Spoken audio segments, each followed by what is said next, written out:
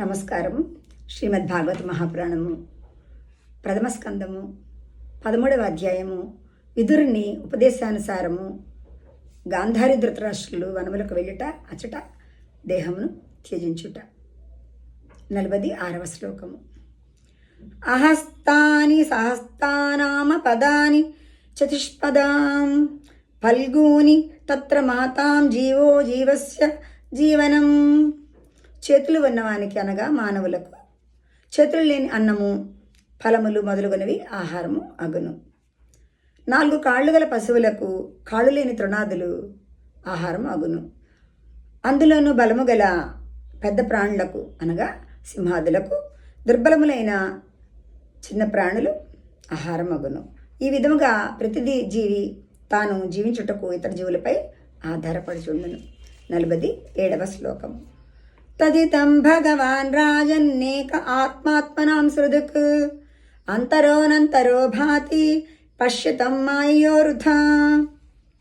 రాజా, వివిధ రూపములు గల జీవులకు లోపలను బయటను స్వయం ప్రకాశమానుడైన భగవంతుడే వెలసిల్చుచున్నాడు. అతడు అన్ని ప్రాణులకును ఆత్మస్వరూపుడు. మాయ ద్వారా ఆ పరమాత్మ వేరు వేరు రూపములలో ప్రకటమగుచున్నాడు.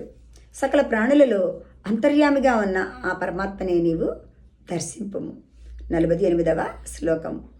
సోయమధ్య మహారాజ భగవాన్ భూతభావన కాలరూపవతీర్ణో శ్యామ భవాయ సురద్విషాం.